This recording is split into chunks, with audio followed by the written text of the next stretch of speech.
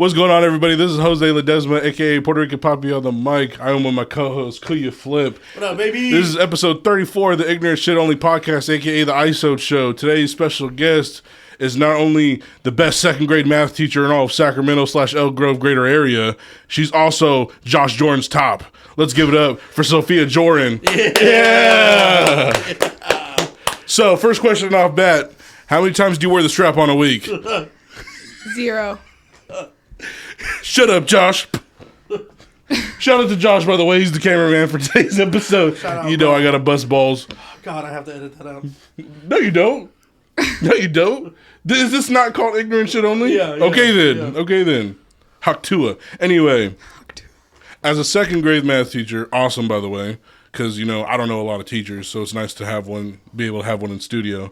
Can you describe math fluency when it comes to teaching a second grader? Math fluency? Like, Yeah. do you want the definition? No, or no, like, I how want do I teach it? your as a teacher from your perspective. Okay. Knowing what a number is, being able to identify numbers. Believe it or not, there's a lot of students that don't know how to identify numbers yet, like all the way up to 100. Being able to probably do like basic facts, like all the way up until like 10 or 20. So like 2 plus 5, 3 plus 8, all those types of things. So wait. So you're saying that even up to 20 is hard for second graders to identify? Well, no, I just mean addition and subtraction up to 20. Oh, okay. But identifying numbers is something like we have a very big group of children that unfortunately came in at a very low level this year. So we have a lot of kids that had to like learn how to identify numbers. Like they can count up to numbers, but like identifying numbers is. You know, Flip had that same problem until he was 20. Yeah. Did you have the same problem with reading? I did, and I still do. I mean, look at those slanted eyes. Can't get too far with those. Yeah. Do you have dyslexia? No. He's called what they called heavy eyelids. That's what he has. No, genuinely though, at one point I really thought I did because there'd be times where I'd like, it's like 3-syllable words would kind of fuck me up a little bit. I just have to like slow down when I'm reading because I also have like a trouble with comprehension. So like there's times where I have to read things a few times, but then I'll understand it. Can you give us an example of a 3-syllable Yeah, so like word? the first time Jose came out the closet to me, he texted me, he's like, hey dude, want to let you know I'm gay. I had to read that like 5 times in order for me to really comprehend, like, wow, we already knew that. You're fucking disgusting. Yeah. Does that help you? Oh, I mean, does it help your cholesterol? Exactly. Yeah. Okay, so a lot of kids, I mean, and I'll say this, like even when I was a student, I would say the same thing, but a lot of kids can say they're not like a math student per se. Like, how do you get kids to engage or try to remove that mindset from children, especially at that young age, to be like, even though you say you're not a math person or you don't like math, I can still find a way to get you as a student to engage and be a part of the class when they're in the room? That's a really good question. First, I was that kid. So it makes it really easy. And kids actually, when you're honest with them about like how you feel and like how you're coming to school, when you're honest about it, I feel like they pick up a lot more than if you're just always coming in as like the teacher and you're in charge. And so I have a picture of me in second grade hung up in my classroom. Oh, that's dope. And I literally point to it all the time, and I am so honest with the kids because I was terrible at math. I was the one saying, I suck at math. You could ask Josh. Like, I struggled with math my entire childhood, and now I'm a math teacher, which is really weird. Mm-hmm. But I really struggled with it in school. My brother was the math kid, and so for me to now, they're like, oh yeah, now you're a math teacher. And I'm like, yeah, exactly. So like really trying to just let them know that like we're the same, like we're people too, we've been kids, like we've struggled, and like look at what I'm doing right now. And then also manipulatives help, so like anything that they can like work with. We have like the main thing is addition and subtraction, right? You need to be able to add and subtract, decompose, regroup, all of those things. And so we have like a lot of 10s and 1s blocks that they can like play with sometimes, but having to like teach them how to use the manipulatives so they can use them. We have like games where you can like use chips to put things in like different orders and all sorts of things. I do have a question really quick. So I know that because I have younger siblings and I also have like nieces and nephews. So at one point, the curriculum from when I think, because we were born in 96, right? Yeah. The curriculum that we grew up with has changed as far as math. With, without going into crazy like detail, like, were you there for that shift, and how has it altered the way that you teach? So it actually happened when I was still in school, but it didn't really apply to me because I was at a charter school when I was a kid. But it did mess my brother up. So instead of just teaching kids to copy math, like when you learn how to add and subtract and put numbers on top of each other, and then you have to regroup and do things like that. You cross out 1 on one side, you add the 1 on the other side. They just teach you that that's what you do, not why you're doing it or what that even means. And so you're basically teaching the concept of the math to the children. And then you let them, it's a lot more hands-on. It was hard for me because in school, when I was in college, I learned that it's the teacher do, we do, and then you do. That's what every single teacher has taught me in school is like, you teach the kids how to do it, you show them how, you do it together as a group, and then you say, okay, now you do it. That's not how they teach nowadays. They say, you do it, we'll do it together, and then I'll maybe show you how to do it if you guys don't figure it out yet. Because kids are a lot smarter. They can figure out how to do things, especially with math, in so many different ways.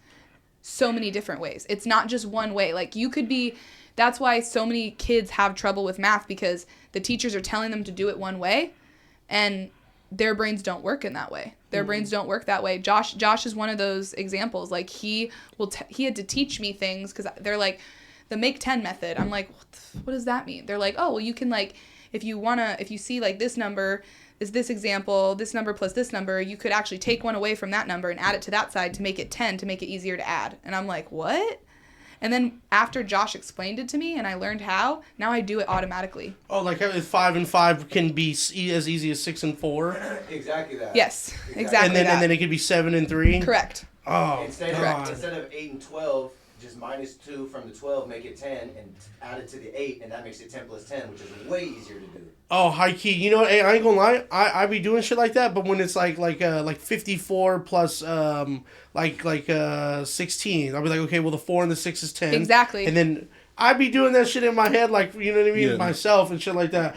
He's got diabetes, but I be doing that shit in my head, and so like a lot of times I feel like I wonder if I'm the only person doing this. No, like that. That's how they're teaching it now. Yep. Or they're not even. It's not like they're teaching it. It's more so.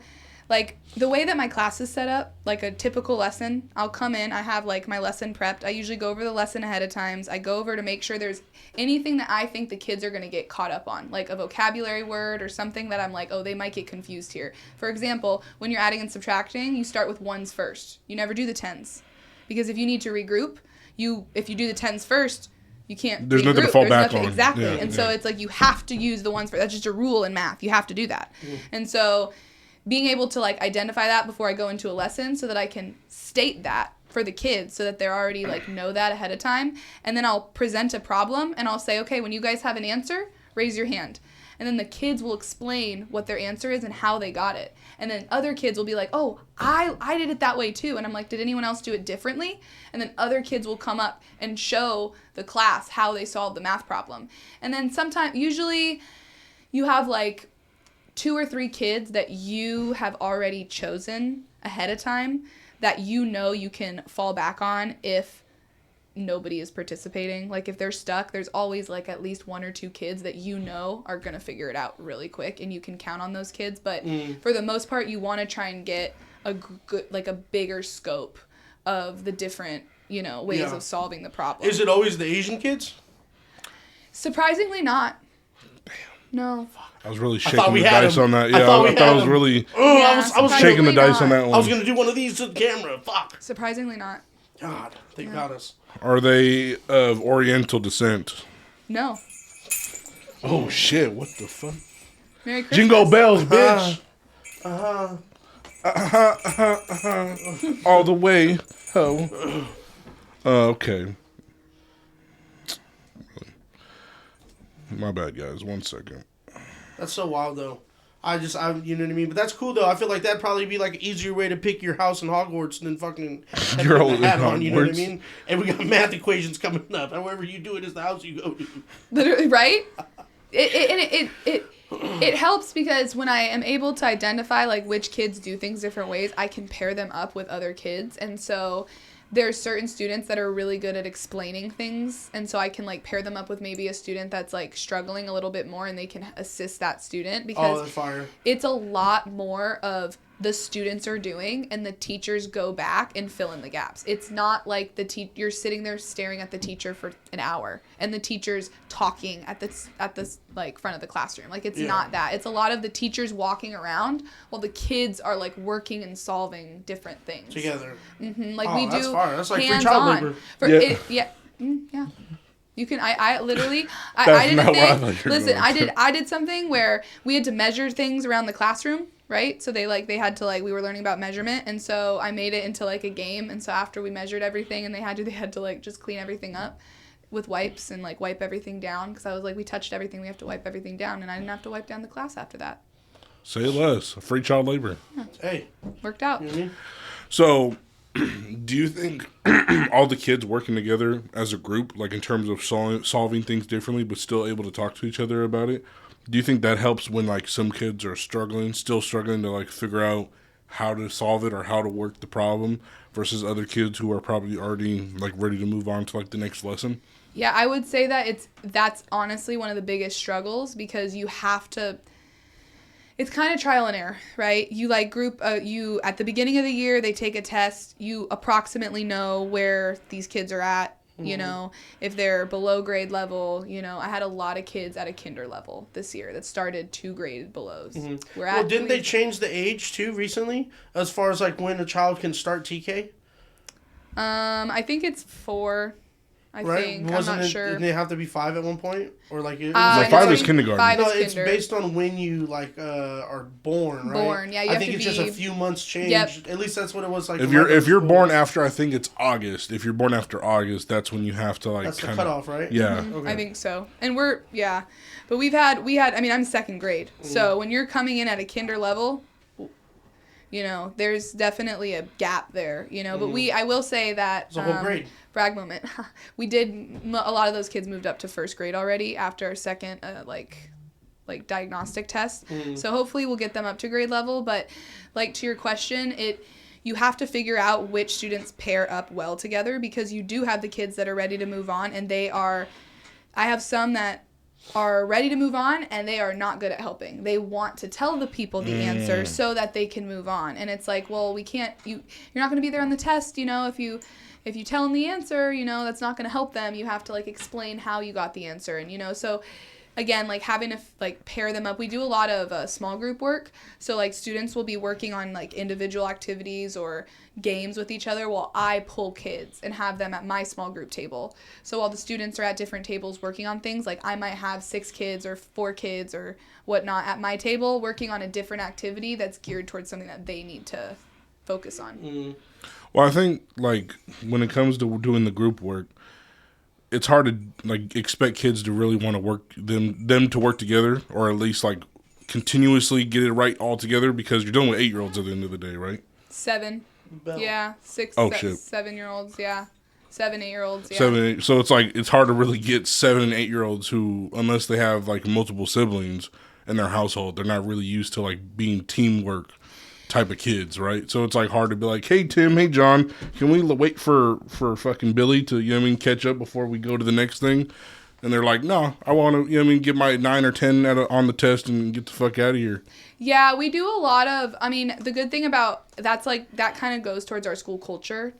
Our curriculum across the board is like that. So if the kids have been here for kindergarten, 1st grade, like that's how their 1st grade curriculum was set up. It was set up the same way. So they're used to it by then. But I would also say that a lot of times when they're in those small groups, they're not necessarily always working together. They might be working on individual tasks. And then I have a like group, like a team leader that's in charge of each group.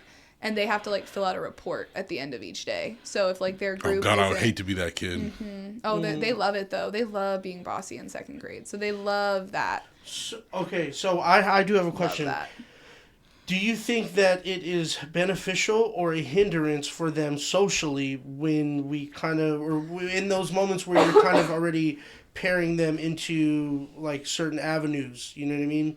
Rather than kind of letting them, because you notice a way that they are, so that way you kind of put them in position, like for instance, the kids who are excelling well, you'll put them in a position to explain or to do those after duty or after, reports, right? Yeah. So, like, is that something that they want to do, or is that something that you kind of like just push on them and they accept? For the team leads, it's if you like, they have to earn it.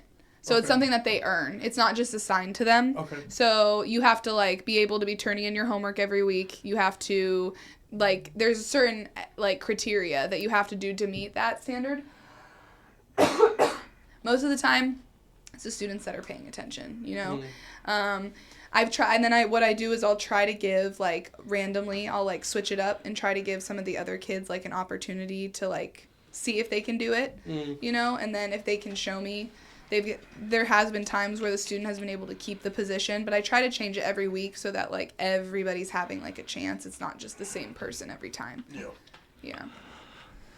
How do you make abstract concepts like hundreds, ones, and tens feel real to an 8-year-old? Like, make them feel like they can actually conceptualize what it is you're talking about when it comes to the different placeholders of the numbers, like hundreds, ones, and tens. I would say the manipulatives is probably the biggest thing. Being able to have them, like, I have literal ones blocks that are tiny little squares. I have tens blocks that look like tens strands.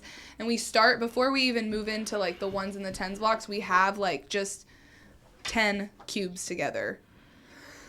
So we'll start off with the 10 cubes. So I can show them, this is 10. What do we call this? A tens block. And they know, like, a rectangle is a 10, a square is a 1, and the big squares are 100. But we don't even get to hundreds until a little later. It was really just the 10 and the 1. You know, and after being able to explain, like, okay, what does it look like? And I do a lot of movements with my vocabulary, because music, like, even if the kids aren't into it at first, like, the songs and all the things that you do, those funny things, those funny catchphrases, you might feel silly doing them as, like, a teacher or an adult, because I know that there's a lot of different versions of teachers, and there's some teachers that would not be the kind of teacher that I am, but I'm a very hands-on, dramatic teacher. So, for example, like the word decompose, which means to break down something into smaller parts, such as like a 10 into 10 ones, we have like a thing we go decompose, and we like pretend like we're a robot, like shutting down. Yeah. And the kids are obsessed with it. They're obsessed with it. Yeah. They love it. And they'll do it. And I heard them doing it like while we're you know, solving math problems, you know? Yeah. It works though. It's funny, but it works. And like, you know, there's a when I used to teach ELA and math, we had a rap song, and the rap song taught us about like Hip Hop Harry. Y'all remember Hip Hop Harry? Yeah. He was the big ass bear in a bear costume, but he had like, you know what I mean, like the gold chain and a big ass red t-shirt and because like, rap? He was like Barney Buff for rappers. Like he would do math problems but like in a rap way. You know what I mean? You don't remember hip hop? Okay, I'll show you after the show. I'll show you after the show. Yeah, it's my bad though. So it's just all that kind of stuff helps. Maybe Joe needed a teacher like you. Because when you did the decompose, Cuz lost it. No, I was thinking about a kid. He never knew what that word meant. Because you do the thing, you know what I mean, to go with the decompose, right? I was thinking about some kid that was stimming in the corner, just decompose, just do it over and over. Well, I guess I learned today. Decompose. The one they really like is estimate, because we do estimate. Oh, not the 6-7 shit. God. You brought that to our children? Listen, if you can't, you know, beat them, join them. Like literally, like you have to, because I'm a math teacher.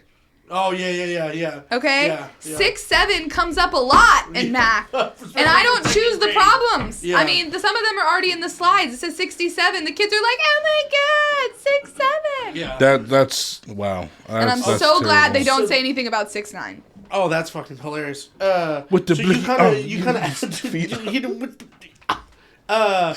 that kind of answered a little bit of my question, but I still want to ask. So, as far as curriculum, not even like for the year, but let's say day to day, are you following a prompt? Do they set up teachers with like prompts already for the day, or are you completely coming up with it with yourself?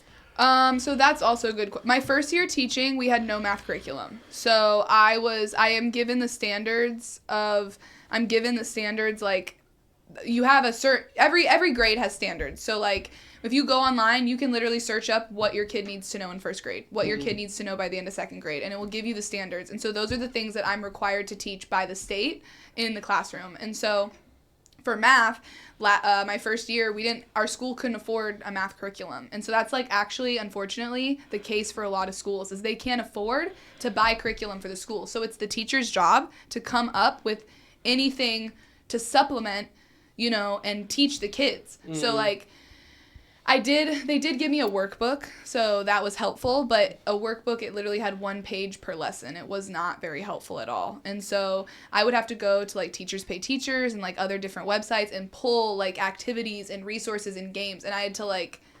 it was my first year teaching. So I was really kind of wild. Last year? No, I've been teaching for 4 years. So it's like, my first year teaching. So, and then the last 2 years, we've had an amazing math curriculum. And we were able to, and it came with manipulatives, and like, we're finally like on board. And so it gives you so much. I mean, I have the lesson prepared for me. It tells me like what the kids are doing. We don't have workbooks for the kids. So like, I have to go and like prepare the packets and things like that. I do all small group, prep that. But as far as like day to day, like I am the one that gets to decide what we do for the day. So if I'm feeling like, oh, I had a really like late night last night, I'd like to watch a movie. I mean, those are fucking knew it. Teachers, when we were growing up, were hungover, and they're like, you know what? We're going to watch the MLK movie today. Remember that? The Back in Time fucking MLK movie? Wow, Mr. Fernandez is popping Percocets again. I guess we're going to watch a movie. Honestly, I reserve movies for Friday because that's just like the fun Friday day, and that's just used for my classroom management because management is like what you need. I do that more than teaching. So I use Friday as the day, like, if you don't get your work done, you owe me your Friday. And that sucks because all we do is play and hang out and watch movies and, do fun stuff on Friday. So if you don't, then you're stuck doing work and you actually have to do work. And so it sucks because everyone's playing and you're literally doing math at the back table. Imagine being that fucking kid. I've been that kid. Sometimes I send them out of the room because I don't want to be, like, mean. But sometimes if they're, like, really having bad behavior, I make them. Tim, practice your 6'7" in the hallway. I want 37 Drew Hills by the end of today's recess. Tell me what you want. That's fucking hilarious. Okay. Oh, my God. So, decoding the language of math. When it comes to using word problems just versus like regular math problems, is it hard to sometimes describe to the kids like, hey, this is the same question, just one's in a numbers form versus a worded form? Like equation? Like an equation? Word problems? Oh, yeah. Okay. Oh, yeah. We're actually on 2-step word problems right now. Okay. So my kids are all learning how to add and subtract within 100 right now. Most of the kids are able to do it accurately, but and then we'll get to like after you are able to do 3-digit numbers, most of the kids catch on after that, but you really have to know add and subtract up to 100 by the end of the year. Yeah. And so, what was your question? No. So it's just like when you're teaching. Oh, yes, the word problems to the versus just number problems. I would say maybe for some students that's a little bit more difficult, but honestly, when you teach a word problem, it's a lot of comprehension, right? Mm-hmm. So if your student is having a really hard time with reading comprehension, you really have to like figure out what. Like, I give my kids a template. That's the way that I taught my kids. So I have, like, rules for how we solve word problems. You read the word problem once. You find the magic numbers. So what are the numbers that are in the problem that you're going to have to use? And you circle them. Then you read it a second time. And you go back and you, like, underline the question and, like, the magic words that we have to tell us if we're adding or subtracting so that they can know. And then the template that we have is like a line, a circle, and a line. So they know that when they see a word problem, they have to like plug in 2 numbers, and then in the center, they have to decide if it's addition or subtraction. Oh, okay. That makes sense. Yeah, so I'll like give them that, like that's how they were taught how to do that. That was like the resource given. And so most of the kids, especially now that we're doing 2-step word problems, most of the students are pretty able to like see like the equation out of the word problem. But they also work with word problems in 1st grade. Oh, Just okay. more basic.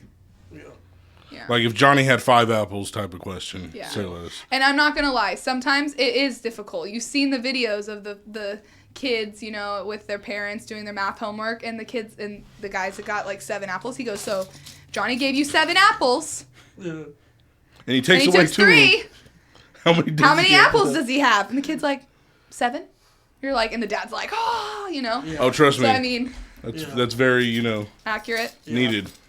He got beat all the way to his senior year Facts. because he couldn't do math. You know how many Drew Hills I had to do to get right? After football practice of all times? How many true hills I had to do to get right? So, what would you describe as like the Mount Everest of teaching 2nd grade math? Like the hardest thing to basically break down. It's not the teaching. It's the kids. It's the parents. Oh. What? What? Give me exclusives right now. Start dissing a whole family right now. No. It's just the generations of Entitlement parents? It's these fucking kids. These of- young kids. Stop getting pregnant at 15. Fuck. Facts. there's just a lot of like more gentle parenting. So we just have a lot of kids, like I have a lot of kids that they're just bribed a lot. It's more of like you're given this to do something instead of earning it. And so that just teaches kids really young on that they have So like you're telling me you don't have 2nd graders who come in with PTSD preloaded? no. Fuck. What? This generation sucks. What? This generation sucks. Are you serious? We need to start developing iron workers. Right. You're telling me they didn't work a 12-hour shift at the factory No, before not coming before to school. coming to school. Ah. Most of them, and like it maybe it's not even necessarily that, just like the behaviors are just it has a lot to do with like the culture, right? Like most kids nowadays have access to the internet, tablets, and all that. I have kids that, you know, they found me on TikTok. Like they follow my TikTok. That's I have awkward. kids in my school. I mean, mine's a teacher TikTok. All my other media, like social media, is like private, but my TikTok is a teacher TikTok, so it's public, and I post on it a lot. And I have kids, older grades. You know, we have a lot of siblings in our school. We have a small school, so we have a lot of siblings that are upstairs and like, oh, we followed you on TikTok. I'm like, What if it's like and repost. The one page that you don't have private is like, I'm gonna have a story time. We're gonna call him John, but it's really a kid named Alex. And then Alex is watching that and be like, hey, that sounds like the issue me and Miss Jordan had last week. Yeah, no, I don't.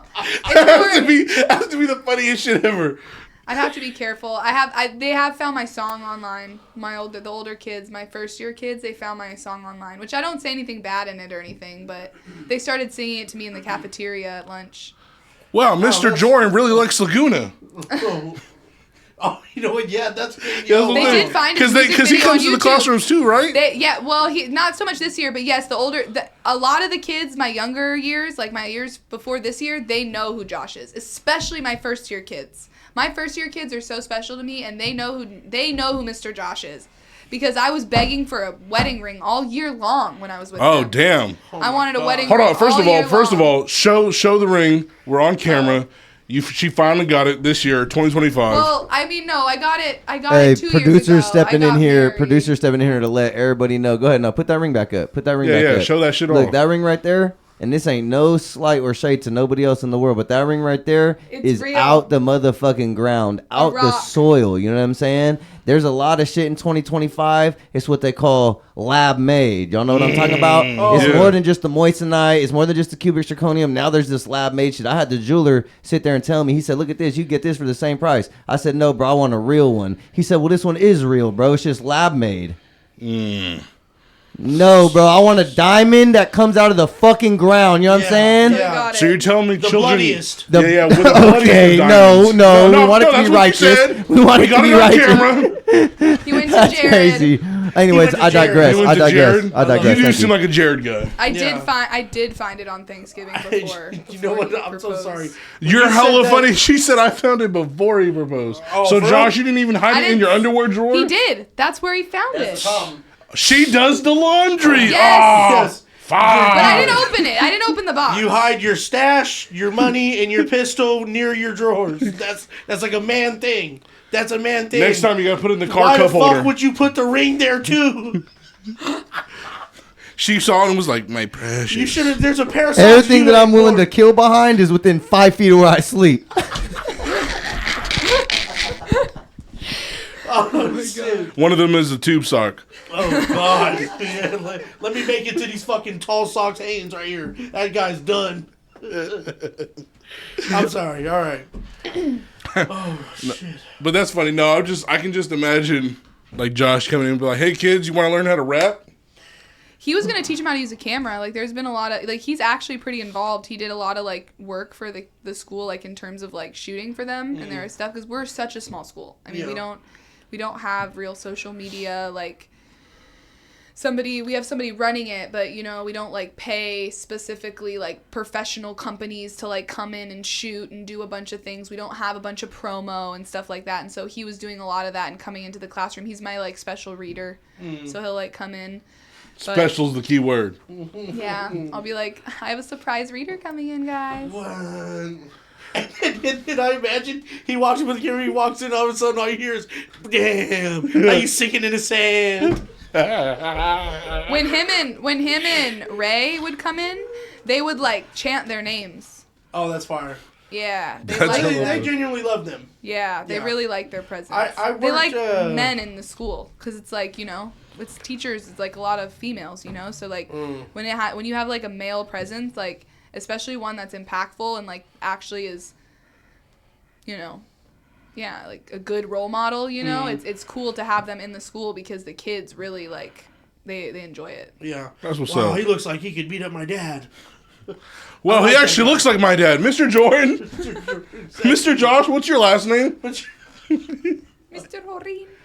Oh my goodness. Oh, that's hella funny. Okay, so I don't want to say kids at the age you're teaching has anxiety per se. I mean, they could, technically speaking, but you know, don't want let's get into it. don't want to throw that onto them, get into basically. it. But it's like when it comes to teaching math, there might be some kids that actually find math frightening, right? Have you ever had an encounter where a kid was like really frightened by learning math because they just feel like they can't understand it, to where you kind of have to help them onto the side individually to like calm their nerves, like basically? If you had anything like that happen yet, if not, that's cool. I'm just curious because Not like frightened is a very interesting word to use. I don't think I've ever had like a kid scared of math. well, you know what I mean, like anxious about it. You know what I mean, like Okay, so anxious, yes, maybe like I was frightened you know. like a mug. were you frightened? Oh, dead homies.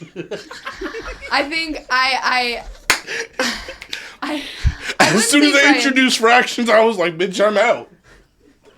That's I know, why I know, adding, subtract, division, multiply. After that, you're on your own, partner. I mean, I don't need fractions. I don't have to teach that, so I'm glad I don't have to teach that. I'm glad because when they originally told me that I was switching to math only, I cried. I'm not gonna lie, I freaked out. So what were you teaching before? Both, What, math and...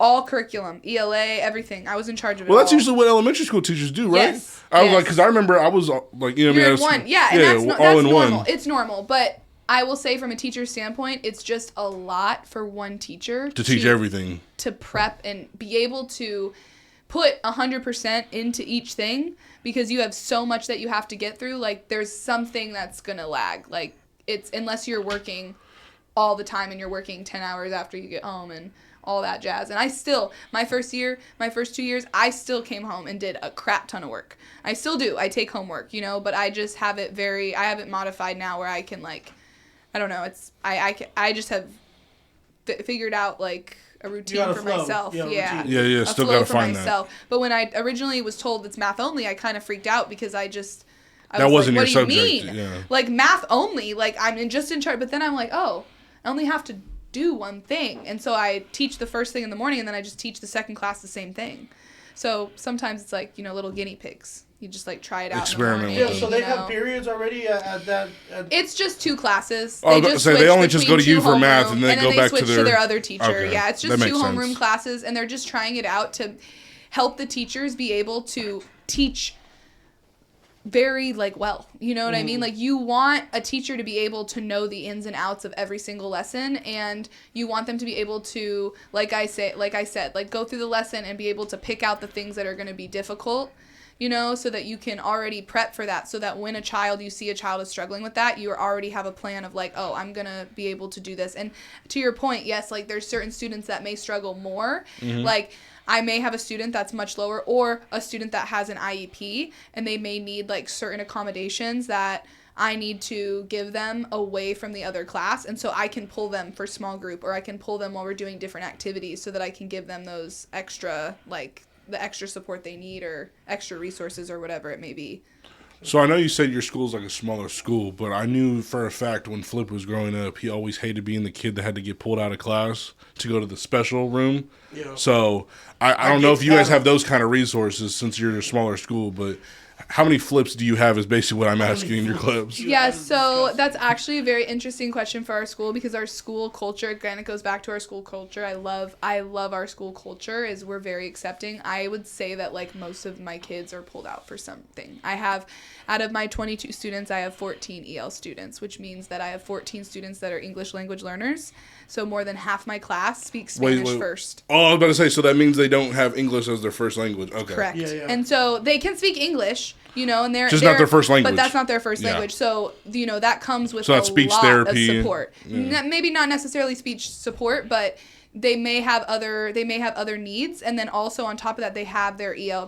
One of my really amazing friends and coworkers is the EL specialist. So she'll pull the students and give them extra support in reading or in writing or in math or whatever they need. Mostly reading and writing, because they have to pass the LPAC, which is a test that you have to pass in the state of California. To advance right to the next grade? No, it's not to advance to the next grade. It's to be able to be not qualified as an EL anymore. So when you, as an English language learner. And I don't necessarily know all the second grade version of the qualifications. citizenship test. Facts.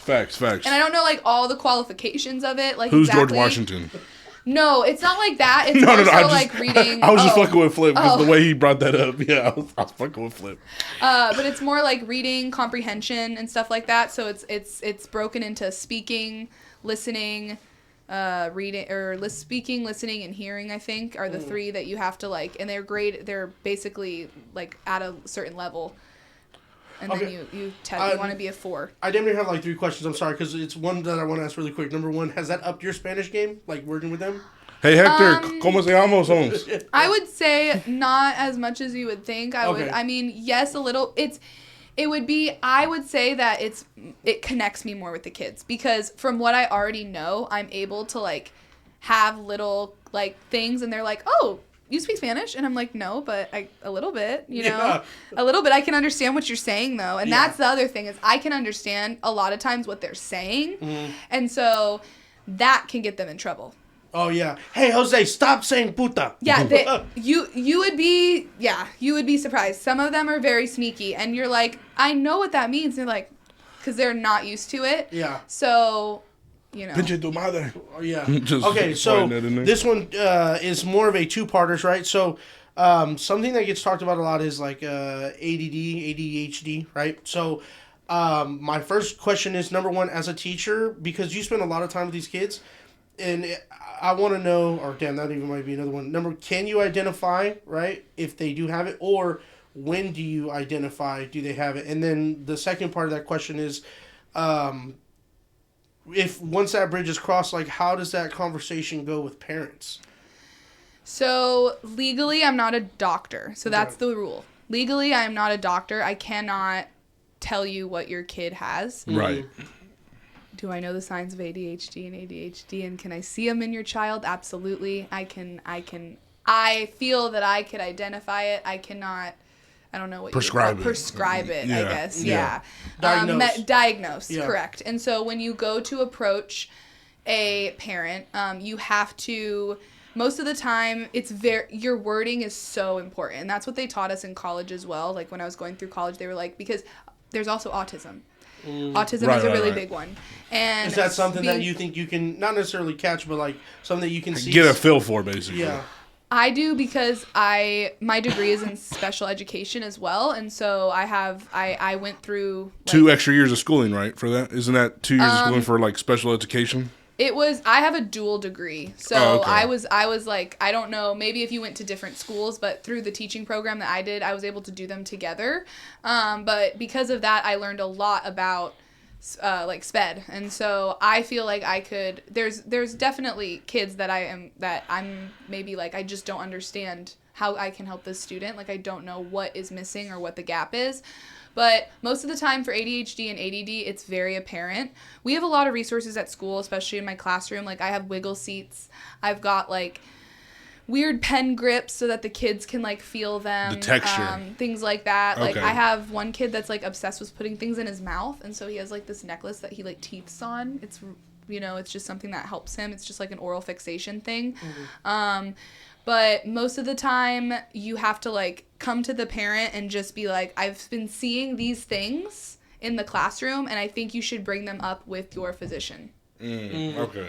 That's Because a great that way way, to do that. then Yeah. the teacher or the parent can bring it to the physician, and the physician can then bring me the form, and the form is what I fill out. It's like a typical form. You, like, fill out the kid's name, bless you, and it just goes through all these different side effects, and you basically rate it 1, 2, 3, or 4, moderate to severe, and then you turn it back and you give it to them and they fill it out and whatnot. So a lot of times I see like that I see this particular thing that we're talking about is on social media, right? And a lot of times there's controversy behind it because maybe parents feel slighted. But I think you hit it like on the head when you were saying like it's a matter of the wording that you use. Do you think that a lot of times that controversy comes up because the teacher don't know how to say it? Like, Maybe, but I also think a big part of it is just the misconception of medication nowadays. I think that a lot, like originally when kids were being treated for ADHD and ADD, they were heavy medicated, and I only say that because my sibling was also like that, and so it didn't make him feel good. It really did not make him feel good. Yeah, because it makes you feel like down, It made right? him feel really groggy. He hated it. It was awful. I fucking love Adderall. It was awful.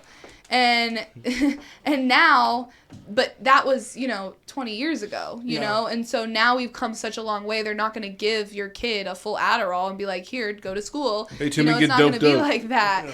And so there's so many different ways. Now, is it a process? Absolutely. It is a process. And I don't think that every student necessarily needs to be medicated. That's why I always believe that you go through all of the different resources that you have first before ever attempting that. And so at our school, we're really good at doing that, like being able to find different things before. That's like the last step, Yeah, before it goes medical. Exactly. Okay, we're not gonna like be like, oh, his attention is 5 seconds. Okay, he needs to be medicated. Like that's not the case. Yeah, I feel like that's what a lot of teachers get. That's the I route was that I was people just get. about to say, I I think agree. that's what makes you as a teacher awesome, because I think a lot of teachers probably don't have that same kind of patience. And they're like, oh, no, he can't stay focused. Let's just dope him the fuck up because I got a class to teach. But that's probably from a different school perspective because you have a smaller school maybe. So, I mean, typically how many students do you have in a classroom? Right now I have 22. My most that I've ever had is 25, and my smallest class has been 18. So that's a healthy number. It's a decent Yeah, number. it's a healthy number. But our school size is like 300 kids, and we're Oh, yeah, TK through 8th grade. Oh, that's a really small school. So we're a very small school. And so it's very interesting. I've had parents that have come off and been like, oh, this is not going to work for me. Like, I don't agree with you. And I've also had families that have been like, oh, this is like really helpful. I'll definitely bring this up, but I think it's also like how they've been treated at other schools, because again, back to our school culture, we are so accepting and accommodating for all needs. And so unfortunately we get a lot of kids that have had terrible experiences, and then they come to our school and they're like, Traumatized. Facts. Yeah. and they have to be like re-regulated into like our culture, because it's just not the same. We don't we don't expel or suspend children at our school. Our school management, we are a restorative school, so we have restorative practices. You do not, like, it's not punitive. And so because of that, there are certain things that make it a little harder when you are trying to manage students, especially when there's not management going on at home, because then when you come to school, what you have to do is, if you're not listening, they're going to send you home and make you write affirmations 150 times. Oh, the Bart Simpson route. Damn. I've seen kids write something 500 times before. You know, like they're like, okay, we're not gonna we can't take your recess away, but guess what? You're gonna do this right now. Sit you down, make you write 500 times. I will be respectful. Are you talking about the Dean of Culture? Maybe. Yeah, it's tight. Without dropping names, that's actually a really dope person in our community that actually makes some really dope art as well. I'll share with y'all after we get off the pod. But the person she's talking about is also in the community. You know what I'm saying? Okay. On some small world shit. Okay. Huge. So, speaking of parents, you touched on parents a little bit. Mm-hmm. When it comes to the parents in general, what is it like, I don't know, having to talk to a parent and be like, hey, can you do this at home more? Or, hey, can you find a way to, I don't know, I guess, like, explain to parents that maybe there's stuff that they can maybe try at home as a parent? Because not all parents are the same, obviously. Not all parents are supportive. Maybe some parents already are and doing stuff at home. But, like, how is it if there is a kid that could be struggling? How is it, like, having those conversations with a parent? Be like, hey, maybe if you guys don't mind, would you mind trying doing these type of activities, you know what I mean, with John, so that John can get help catching up with the rest of the class type of situation? Most of the time when having those conversations, it's not a problem because, you know, we're on the same team, right? The reason that you're here is because we want your child to learn. And so there's never been a parent that's like on the opposite side of that. So most of the time, those conversations aren't difficult. It's just the execution of it. The parents a lot of times say that they're going to do it, and then we just don't have follow-up. And, like, I can tell if I've specifically geared an activity towards your student and wanted you to practice it and you're not doing it, like, I can tell, especially when your kid comes to school and says, I haven't done it. So it's like, you know, that kids are honest. Yeah. Kids are honest. kids Don't you are forget honest. that. They repeat the things that happened my first year. I mean, one kid brought pasties to school and was giving them out thinking they were stickers. What are pasties? Yeah, Nipple pasties. What is that? They're like, they go over like girls' nipples, you know, instead of wearing bras. Like stickers, basically? They're basically stickers that go over like your bra. And, Oh, like when you go to, like, EDM and yeah, shit. like EDM Oh, okay, and stuff. okay, But it yeah, doesn't yeah. necessarily have to be for that. It could be like maybe someone doesn't want to wear a bra and they just want to cover it. That just made me think of like a situation where like little Timmy's coming to school at like 7 in the morning. Be like, you guys want to play with my mom's toy? I literally had to, and that was the most. That's my mom's favorite toy. That's the conversation that I had to have with the parent, and I had to message them and be like, you know, he brought this to school, and she's like, oh my God, I'm so sorry. This was not when I was teaching. What I was was in it? Arizona. The I was in Arizona. Oh, the pasties? Oh, okay. No, that was the pasties. But when I was in Arizona, and I was still student teaching, I had a kindergartner bring her mom's wax pen to school. Wicked. That kid was getting a big blazed deal. at 7 in the morning. That was a big deal. They were like the little girl had it in her backpack and had it in her backpack, and it wasn't like, and she's like, look at what I have. And I knew what it was immediately. The teacher that I was working for or like with as like my mentor, she was like an older teacher. So she was like not understanding, like there was like, she thought it was just something that you would put, she thought it was basically like a pipe. She wasn't understanding that the weed was currently in cartridge. There. We have a Schedule 1 substance on campus. Yeah, in the kindergarten classroom, okay? Yeah. And so she like Schedule goes, 3 now. So she goes, gets it, you know, grabs it off the table, and she just doesn't do it. And I'm like, and in my head, I'm like, she should definitely be calling the resource officer right now. Like, this is not, you can't have your kindergartner, like, break. So, like, I'm thinking, and then we go to lunch, and the other kindergarten teacher, we always used to have our lunch together. She comes in, she's younger, right? Mm-hmm. And so, like, the teacher's, like, explaining, and she's like, you have to go call the principal. Like, you need to call, like, blah, blah, blah. The parent had to, like, come to the classroom, go to the resource officer, pick it up from the resource officer, have, like, a whole conversation, which is, like, the resource officer is the on-campus police officer. Mm-hmm. Right. And so, I don't really know. I don't remember if anything ever came of it, but it was, like, a really big, well, yeah, like, of course. That's, no. Like, you can't. Well, yeah. Not a, drugs. Yeah. School. No. They don't clash. No. Okay, I Never. have a question. Because you said you have to reach out to the resource officer because you're a mandated reporter, right? Yeah, but you don't. Yeah. I was about to say. I understand that, like, you know, and it's unfortunate, right? Because, like, I got kids, and I do my best to make sure that they're very well taken care of. As a teacher, if you see that a student's home life isn't the best, how Number one, first question I have you ever seen that to where you needed to get CPS involved? And then, you don't have to give me names. And then number two, if not, what's the criteria? Not criteria, but what are the things you need to see before you're like, oh, okay, hey, it's just a little neglectful because maybe dad's just not the greatest, like, whatever, as compared to, like, hey, this kid's being beat. Like, you know what I mean? Yeah, like, so fortunately for me, I've never had to call CPS for any type of, like assault or like any type of like neglect in that way, which is, I'm really grateful that I've never had to do that. But it's any type of neglect of the child. So and also like you have to, I don't want to say do your own like, research, but like if you can tell that a parent is trying their very best but their needs aren't being met, there's certain people that you can go through that are at your school that are like that our dean of culture, she is like the representative for homeless families and for students that don't have like maybe access to food.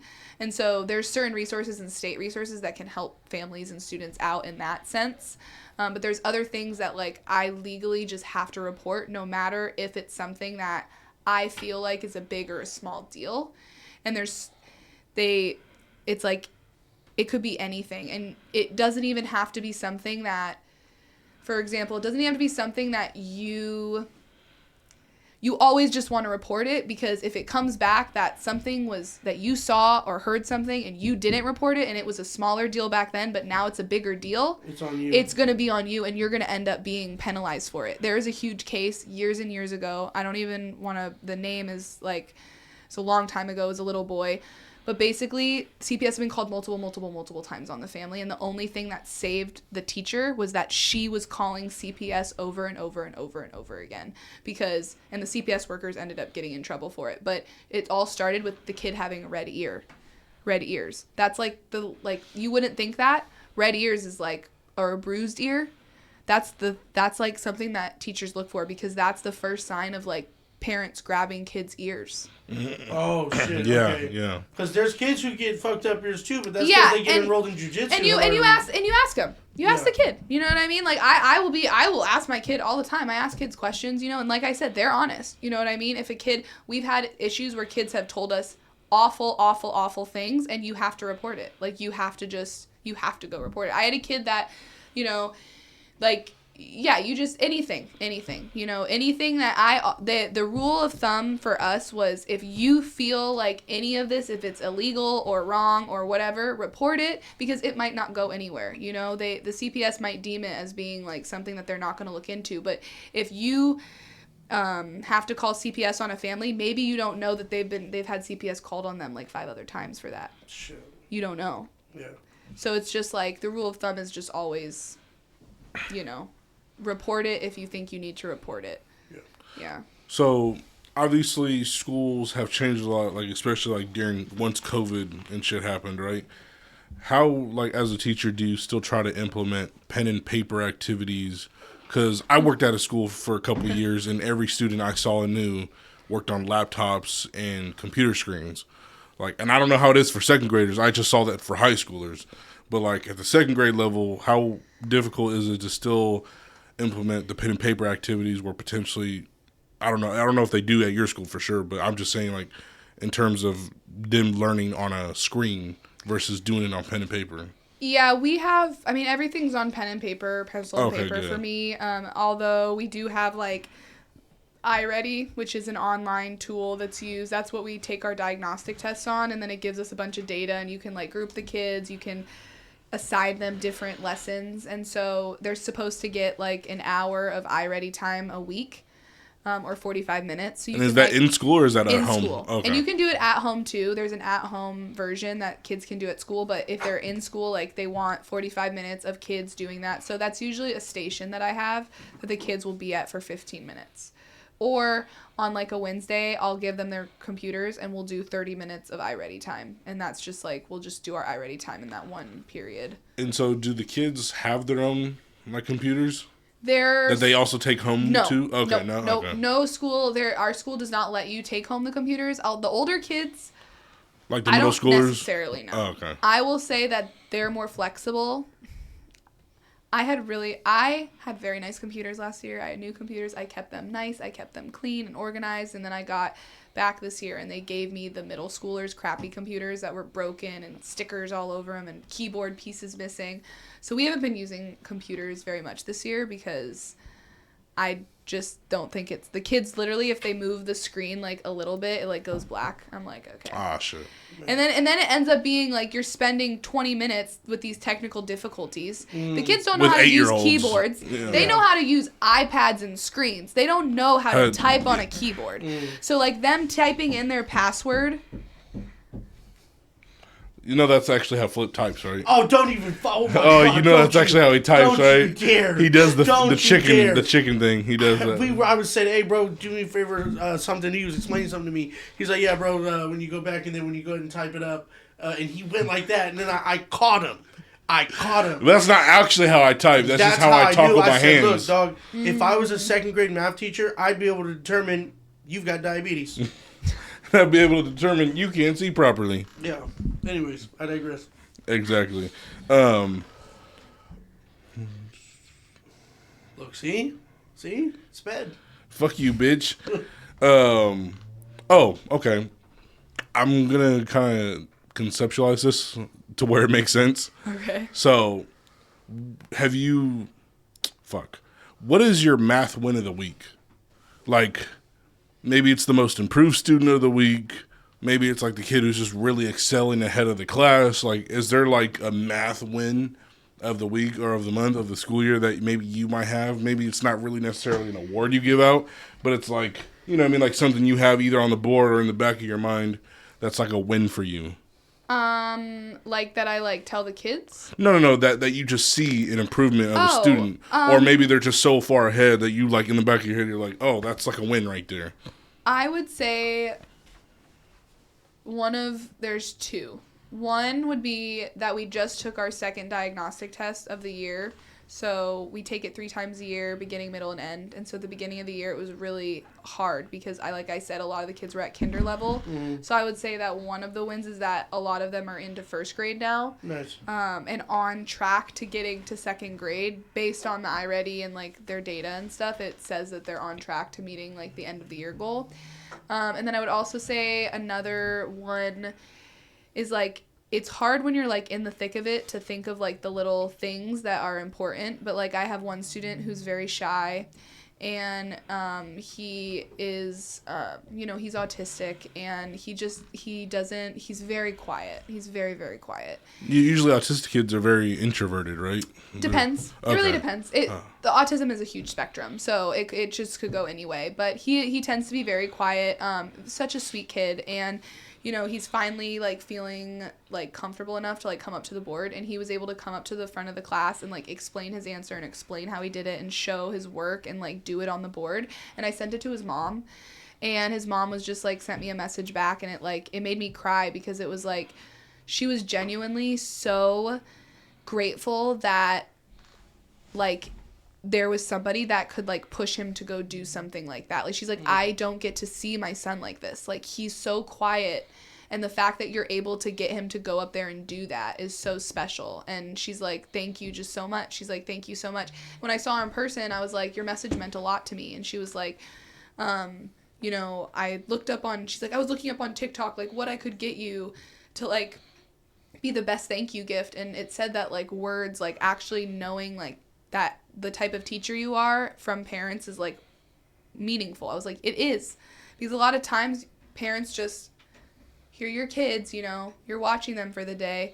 They don't really understand what it's like to be there the whole day and, like, what the impact we are making. So it's really cool when parents are able to, like, see it, and then they're so happy because, like, they can see their kid is, like, shining. And so that is just very special. Yeah, I ain't gonna lie. I treat my daughter's teacher very well, just in case, like, if she needs to save any kids, go for my kid first. You know what I mean? So I'm sliding her 20s, you know what I mean? If she smoked weed, I'll try to slide her some shit, but we'll see what happens. Christmas gifts, everything. No, hey, yeah, I was gonna say, people, my mom got my high school teacher like gifts, so like I do encourage parents to like give things to the teachers too, because that shit means something for them. Yeah, and I even I had one student write me a whole book in Spanish. Like she made like a little story about our classroom, and it was so cute. Could you read it? I did actually. I was actually able to translate most of it. She helped me translate some of the words, but I was able to translate most of them, and it was like you can ask Josh. I keep all my shit. Okay. I keep all my shit. Cards, coloring pages. Well, coloring pages in. So I have all the children's stuff, and I keep it. All of it. You be sending them out? There's a website where like you can send out like the stuff they give you and they turn it into books. I should do I'm going to do that with my daughters, like all her paperwork and shit like that. That just comes on with. Yeah. That's smart. I should do that. I have so much. I have so many cards. I had one card. It's the best card I'll never forget. It was my first year teaching, and it said like it was Teacher Appreciation Week. Okay, so like you're getting like all the mugs and the cards and the fun things. And instead of card, it said like. Do kids give out apples anymore or no? No apples. Damn. No apples. Ever since anthrax. Chocolates though, lots of chocolates. It said like you're so smart, blah blah blah, and like and then when you open it up, it said you are such an independent, like positive black woman, and it was like a black woman like empowerment card, and like I don't think they like read through.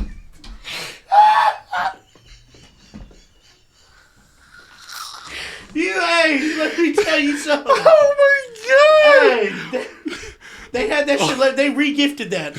And they were like, do you remember what this says? They were like, yeah. They did us had that in an envelope and was like, shit, what is this? A happy birthday card? Here you go. And they were like, here, give it to your teacher when you go to school on Monday. Oh, yeah, that was probably the best card I got. Oh my god. I'd frame that if I was you. Yeah, hell yeah. I have it, Or yeah. re-gift it to Josh.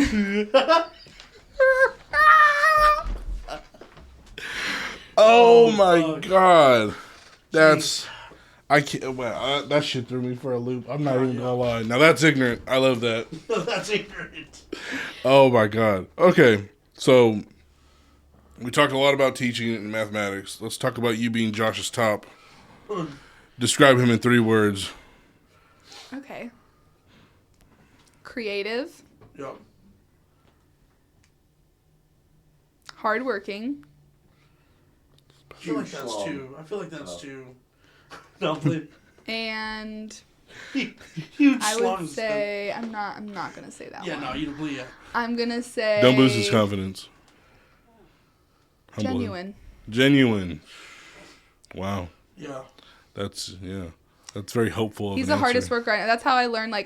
We met at Topgolf. We met working. So we've worked together. Well, you guys both were working at Topgolf? At the same place, yeah. Okay. And we've worked, like, people think, like, you can't work with, like, your significant other. And, like, for a lot of people, that was the case. But for us, that's how we met. So it was really easy for us to work. And we've had multiple jobs together where we've been able, and people are like, you guys are dating? And we're like, yeah. You guys don't even talk during shift. Yeah, you never know. You never even know. He didn't put away the dishes last night. Fuck him. Yeah. Yeah. He didn't clean the cat's litter. Fuck him. Yeah. I'm tired of leaving the fucking toilet seat up. Fuck him. How will you expect me to take a piss at 2 a.m, Josh? He leaves the pee on the floor. Oh my god. Oh my god. You're a floor pisser? Wow. That's crazy. It's like it took 2 years for me to teach him, hey, it's okay to use the bathroom inside. You don't have to go You don't have to go to the porch for a porch piss. Oh my god. Oh my god. Okay, so when it comes to having him in the classroom, right, Josh? Obviously, you said it hasn't happened a lot this year. It happened more so like in the beginning of your teaching. Like, does he come in and be a big distraction for your kids? Or does he come in and be like automatically like, "Hey guys, 6, 7"? No. Like he don't fuck up. He don't fuck up the flow of your teaching. No, he's great. He I would say that. Because if I had a lady that was teaching, I'd immediately like cause chaos as soon as I walk in. I'd be like, "Hey guys, what's going on?" I don't think. Yeah, I don't think he's done that. This year we have like a very, how should I say this? We have a very spicy group of students this year. Oh, they're very creative. Oh. A lot of attitude. Attitudes. Yeah. So this year when Josh came to visit and read a book and they asked him what he did and he said he owned a studio, the kid was like, boring. I would have lived through that. Unlike you, What? Josh, I would have started flaming If immediately. And I you was did bust like, down to him what? how much rent was. Exactly. I had to get really philosophical on the 7-year-old. I said, you know what, man? It could be boring to you, bro. But you know, you got to find something you love that you could wake up and do every day. Yeah. And when you do, someone else is going to call that boring. So it's okay. You have to follow that kid now. You have not like you know what I mean on Instagram, but I'm saying like just watch his journey. Follow his so that way journey, you watch yeah, his yeah. second He becomes a tax man when he does taxes. Be like, your job's boring. Yeah, exactly. You're a school bus driver. Boring. Or Yeah, so That's it's wicked. different, drop but a disc. the first year kids loved him. Yeah. Like they still will if they see him in the hallway if he was to visit. Like there's still that one kid, remember? Josh goes, he always says hi to me every time he sees me. I'm So like, they "Yeah, don't address him as Mr. Bottom. No, they do not. They'll call him Mr. Josh. Mr. Bottom is crazy. Or fucking holes. Hey, Mr. Sir. Oh my god, no. I don't know if y'all noticed, but we're gonna be on the naughty list this year. Oh, facts. Yeah. Facts. Oh my god. Oh my god. Oh, okay, wait, really quick. I do want to ask, because it is Christmas time, do all of your kids believe in Santa, or are some parents keeping it real? Oh, good question. that is a Honestly, good question. again, it fucking sucks being a teacher for second grade this year because they all have access to Google. And let me tell you, Santa is dead. Josh and I have talked about it. By our generation, Santa is going to be dead because these kids, I literally had these kids. Well, Flip's part of that problem. Every year, I have had my dad call as Santa, and he does an amazing job, okay? And we do this whole thing. We do this whole spiel. I have an elf. It's a whole thing. The kids are so into it. This year, the kids are like, Santa's not real. I said, what are you talking about? The dude on the tricks box is more real than Santa. If you don't believe, you don't receive. Yeah. Facts. That's what my mom tells me. And I was like, so I wouldn't be saying that if I were you. I She said, was you might say indoctrinated that. at a young age, folks. Hey, Santa's not real. You know who is real, though? YB. I'll go to his concert right now. His lady stomped out people for a concert. Yeah, she did. Shout out her. I miss Facts. Shout out her. Judy. That's crazy, though. So, like, is that all superstition? Or not superstition, but, like, all the... Or is it just because they have access to the internet? Yeah, so, I like, think there's it's no just- Easter Bunny, no Tooth Fairy. It's fucking... really hard. I mean, I talk about Santa, right? I have an elf. His name's Blaze. Oh, Blaze the I see what elf. you did there. Okay. I see what you did there, because it's green. I actually didn't even name him. The kids, my first year kids named him. They knew me. They knew me. Wow. They named him Oh, Blaze. fuck, she's high again. You know, but they Well, knew Miss me. Jordan, your eyes are very red this morning. And they were like, oh, Blaze the elf. So they named him Blaze, and he used to hide and do mischievous things around the classroom. And so the kids are really into it. And this year it worked in my favor. I taped him to the clock. The tape started to come off in the middle of class, and so the elf started to move, and the kids started to freak out. Miss Jordan, he's moving, his leg is moving, he's trying to escape off the clock. They're freaking out. They're just like, they're screaming. I like look up, and sure enough, the elf is like starting to like fall off the clock. Yeah. And then like the kids go to lunch, and I like completely move the elf somewhere else. The kids are like, Oh, you do the elf on the shelf thing where you just move him around the class? Okay. and so- the kids are just like mind blown. I actually had to make him disappear because the kids were being bad one day. So I said that he went back to the North Pole, and I just took the elf away. That's unfortunate. Yeah, he came back by the end of the year, but So, I by the end mean, of the are week- you guys on Christmas break right now? Yeah, Friday was my last day. Hey, So- there you go. So, before you guys went on Christmas break, did you show a Christmas movie? The Grinch. Elf. Oh. No, Elf. We You can't gotta do show Elf. Elf is the Yeah. goat. We Yeah, can't what is show it? No. Elf in second grade. What is it called again, Josh? What does Elf do? A lot of do forced perspective. Forced perspective. Forced perspective. It's a lot. That's I have something to you can do. teach I second really graders. have to do G-rated movies in most. It has to technically be G-rated movie. Okay, so that's Oh, fair. okay. So Shout out mostly to animated Nintendo, movies type Mostly shit. animated. I did the Okay. animated Grinch, like not the old one, but like the newer one. Not the old one. Like they wanted. That they builds got character. To choose. They Builds got to character. choose. They got to choose. I let them. They wanted the newer one. They said they liked it in the new song. It's like the main one. It's actually a bop, and it's by Tyler the Creator. That's hella funny. And the kids are like- kids, bro. You know the what I kids mean? are like, one of the kids is like, I think a rapper made this song. I'm like, You don't he even did. know. You don't even know. Yeah, you Yeah, have no I idea. know. You have no idea. Yeah, I'd lie to it. I'd lie to me like, yeah, Mr. Josh made this. Boost his ego a little bit. Josh's artist name is Tyler the Creator. I showed them I Hope You Dance. Wait, why is That's the Mr. only one he doesn't cuss in. Oh, yeah. Last year I showed the kids. They were very shocked. Now you singing in the sand. I want a kid to fucking sing that so bad.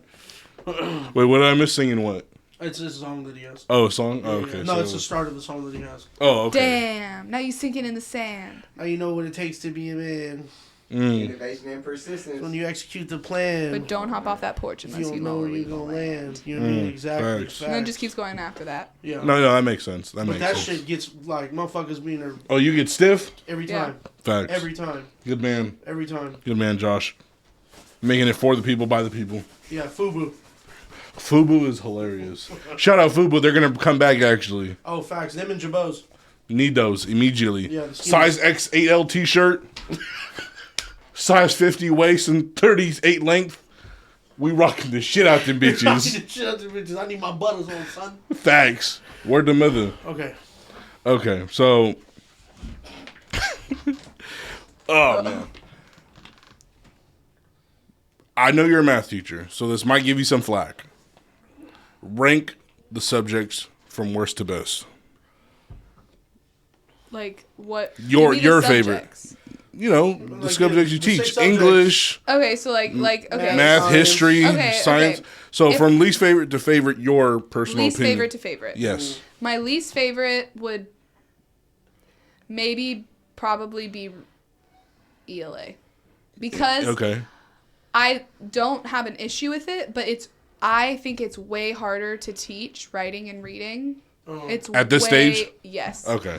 Because it's so fundamental that if students don't have the fundamental pillars yet of phonemic awareness and all of that stuff, then you're having to like fill in the gaps, and it's really hard to do that in second grade when they should know all those things by by kindergarten. You know, like there's kids that don't have their letter sounds down.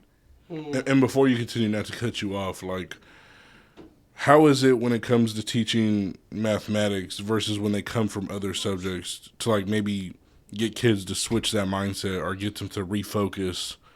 You know, maybe their other teacher were teaching them science, teaching English. The good thing about second grade is like the ELA curriculum kind of covers all the things that you need to know for science. Like for science for second grade, it's like habitat and like a life cycle and like things like that. So they kind of put that in with the ELA curriculum. Like at one point, the ELA curriculum, you're writing about butterflies and things like that. So you're learning about that stuff while you're also hitting all the other standards.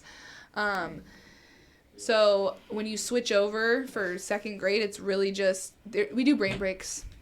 Say less. It's a brain break. It's like a game or Do brain a break with video. Yeah. So a brain break. It's usually a video. We usually do a brain break video. So it's like you go on the video. It's like, would you rather? So like they'll like come up with two pictures and it'll be like, would you rather eat pizza for the rest of your life or French fries? And then you pick which one you want, and then it will like Pizza, give them. duh.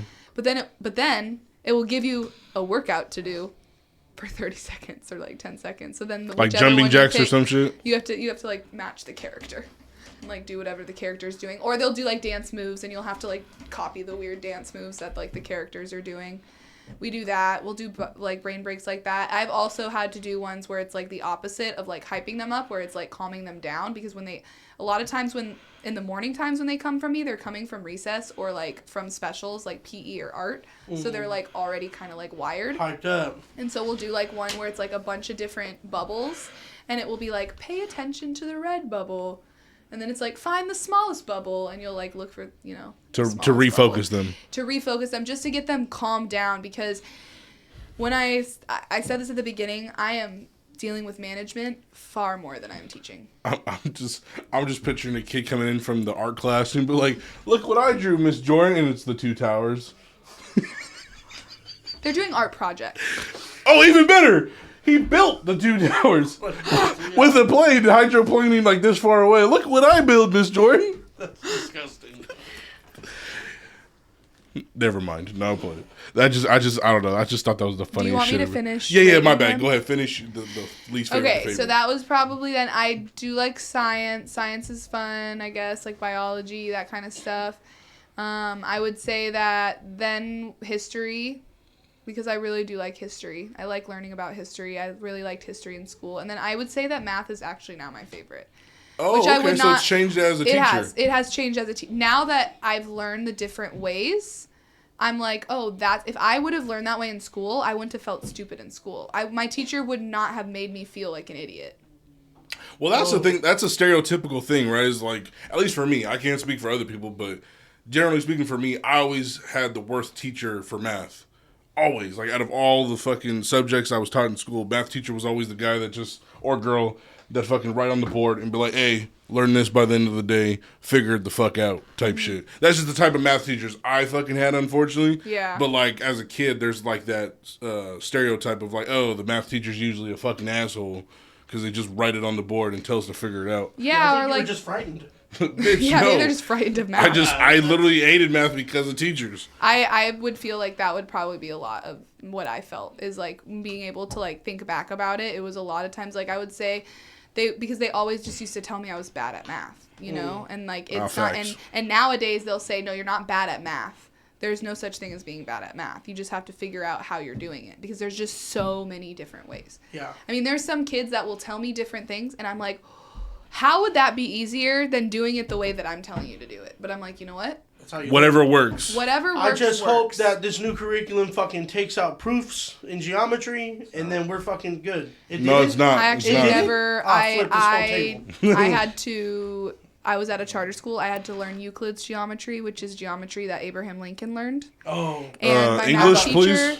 my math teacher was from India, and so he had a very thick Indian accent. So Oh, not God. only did I have to learn Euclid's geometry, but I had to translate it as well while I was learning. We had to learn Arabic math from a man who couldn't Speak Arabic. speak Arabic or English. That's tough. He spoke awful. Guatemalan. It That's was tough. awful. I got a D. It's like you took a trip to Comertaz. Shout out Marvel. You're hella funny. Okay, so let's do that around the table then. What about you, Flip? Favorite school subjects?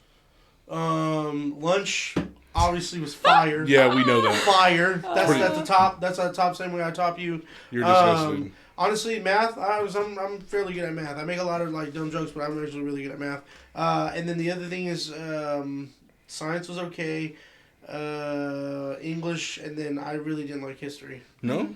Nah, I ain't gonna lie to you. I like ancient history. I should say that. I don't like American history. Exactly. There we I was go. just Yeah, about to that's go what it that is, route. yeah. I like ancient history, like Mesopotamia, and like learning about Egypt and like Yeah. all that kind of stuff. I don't like like Cleopatra. I don't like learning about like who the I forefathers didn't were. really like U.S. history just because like the teachers that I had, especially in high school, were like puro Chicano. You know what I mean? Like real. These guys are like dark. And fucking, they were just heavy on like pushing what our Real history was. Yeah, real history, like Yeah. what happened. Like, okay, Not here's what Congress happened during history. this presidency, but also during this time, this is the revolutionary movements that were happening. So you wouldn't want your kids to know about all that stuff? I would like for them. The thing is, what they would teach us isn't the curriculum. True history. Yeah. You know what I mean? So what? It's their opinion. It's no. What do you Oh. mean? Like no. So the curriculum that the schools teach doesn't also cover like the revolutionary shit that I was Correct. being taught to me. So I don't mind them like learning that, right? If they have to, because you know they're gonna be in school. But what I'm saying is, at the same time, I would still like for them to understand, like, hey, here's also some other things that they won't teach you in school. You know what I mean? see. You want them to. I see. I thought you were Yeah. saying the No, opposite facts. way. Yeah, I'm just saying, me personally, I didn't like history because number one, it like I didn't really. It's a comprehension thing. I didn't really grasp it right away, and so I'd have to like read a lot. But You then notice how many also- things he didn't grasp? You know how many things you do grasp? One of them for you is men. You're a male Keegler. You're disgusting. So the thing is like history just wasn't my thing. I just didn't really like it. But it's crazy though because I see some people who are like, oh, I would fuck history. You know what I mean? Like I love history. Grody. Grody for sure. Yeah. Yeah, I definitely love history, but it's like you said, it's more like ancient history. Like I really didn't love history until like I was like what 6th or 7th grade when they started talking about like Greek gods and Yeah, I like the Greek stuff. When I was in like eighth, ancient Greece and all that shit. And Like when that's I- where it really got like, Yeah. oh yeah, I it like gets this interesting. shit. Yeah. When I was in 8th grade, I went to a charter school, and so they had combined English and history into a class. So it was a 2-hour class, and it was called Humane Letters. I don't know why. It's humane letters. That's what it's called. And it was basically a class where you would go and you would read a book and you would have like, you know, homework or whatnot. And you would have to come to school with a prompt or whatever. And you would argue. And it was basically you were debating in this class. And so it would be 2 hours of you discussing the book and debating. Sometimes we would read the book in class. Sometimes we would be doing comprehension questions. But a lot of times it was debating. And I will never forget. And I will call him out, Mr. Helmberg. I will never forget. I will call him out. Biggest dick. Such a big asshole. He deserves it. He used to come into school acting like he was the hottest, hot teacher, the coolest guy. He was from the military. He came in thinking like, oh, I'm so smart. He gave us this assignment. I go home. I spent hours researching my point, whatever my opinion was. Like, I had the facts to back it up. I was ready to go. I come to school. I present my, my argument. I'm proud. He looks at me. Thank you for your father's opinion, Miss Passione. What? Mansplaining as a teacher is crazy. And I will never forget the feeling that and I'm so glad that I went to a school that at that point, it was also a very small school, a charter school. I had a lot of friends on that and that were like not okay with that. And they were standing up and they were arguing. Like there was girls that stood up and were like, that's not okay. I had one of my other friends that were in the class. He went after school and he was like, he already had issues with the teacher too. But he was like, he that was was not looking for a okay. reason. He's like, that's not okay. And I went to the class after and I was like, I think you owe me an apology.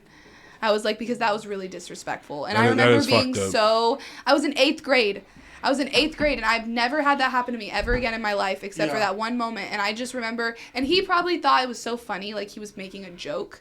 But it's like the precedent that you're setting. Yeah, he tried to diminish a young woman's confidence. Yeah, Absolutely. and it didn't go well. Yeah. It backfired on him. It did backfire. Yeah. Because the parents were not on his side either. What ethnicity was he? White.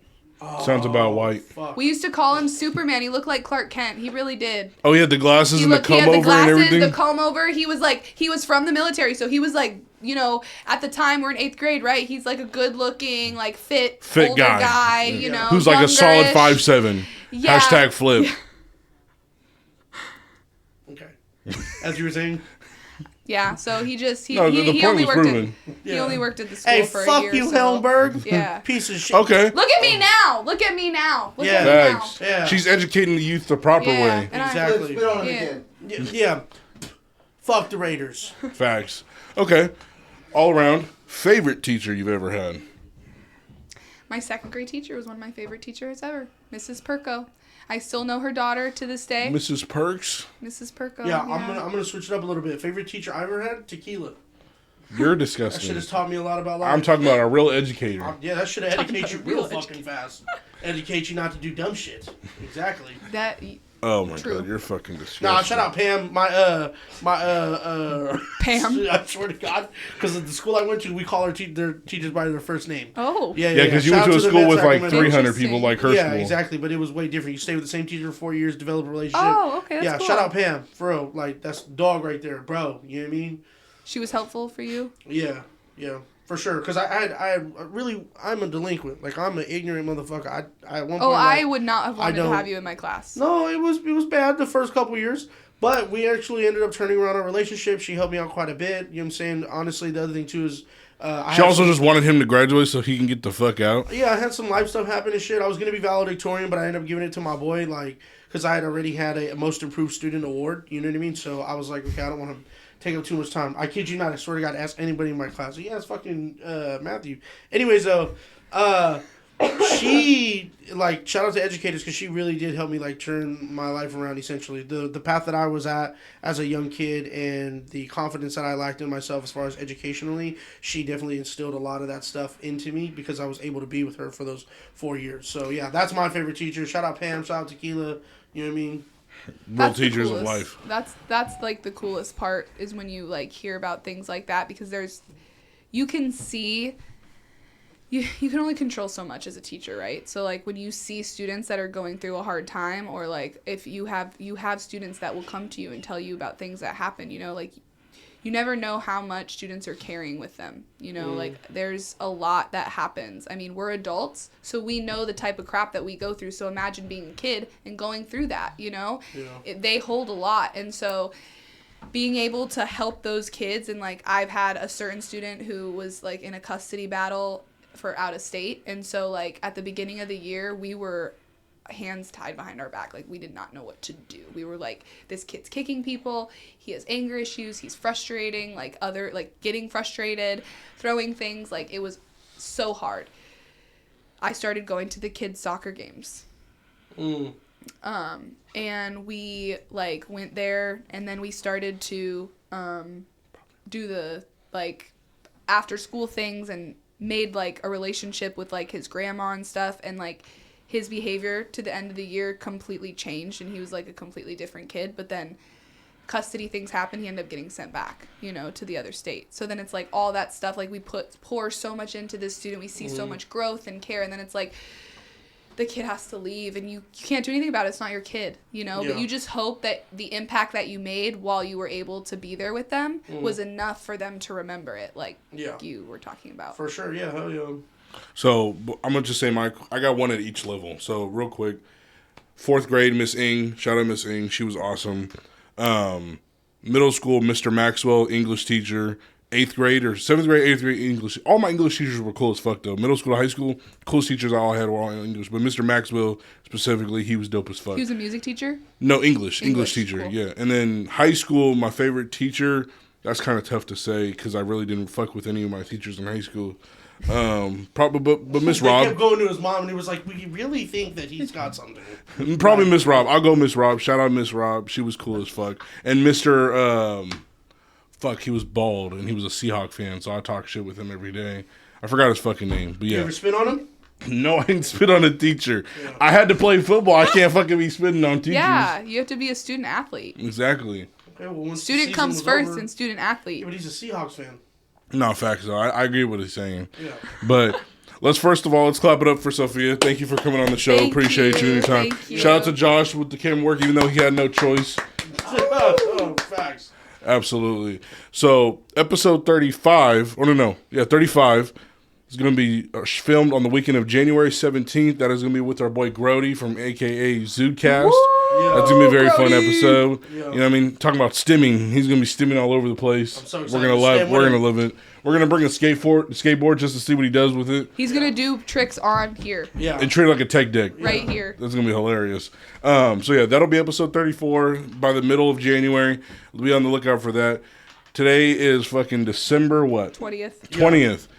We're not going to be filming after this episode for this month. So, wish you guys Merry Christmas, Happy Holidays, Happy Hanukkah, whatever it is you do. Do what you do. Happy New Year as well.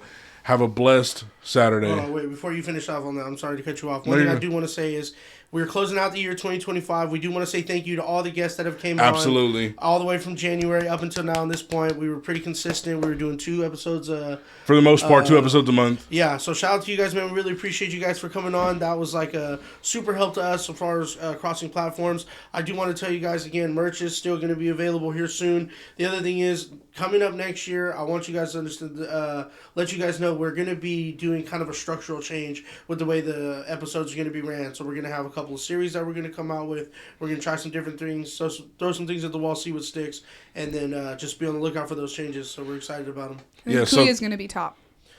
I am top. What are you talking about? Already his top. He does what I tell him to do. You're disgusting. Flip, sit down. Look at, see, he's already listening. I'm over it. All right. So, but yes, as Flip was saying, thank you everyone who's came on the show in the year 2025. Shout out to everyone who's going to come on to the show 2026 and later. Yeah. We are very excited. We will also have a post on Instagram to, commemorate the year of 2025 of all the guests we've had on. So thank you for everybody who's come on the show. Thank you, Josh Jorrin. Have a great Saturday. Happy holidays. Happy Peace. holidays. Peace. Oh, God. What is it? I think he's stemming right now. He's stemming, yeah. He's stemming. Oh, shit. Oh, goodness. What does stemming mean? You ain't never laid on a $2,000 table. What you got in his pockets, homie? Yeah, thank you for watching. This is Ignorant Shit Only Podcast. I'm Kuya Flip with my man here. Jose Ledesma, a.k.a. Puerto Rican Poppy on the mic. If you like what you see and see what you like, Please like and subscribe to the YouTube channel. Follow us on Instagram and follow us on TikTok. It's lit, baby. Peace.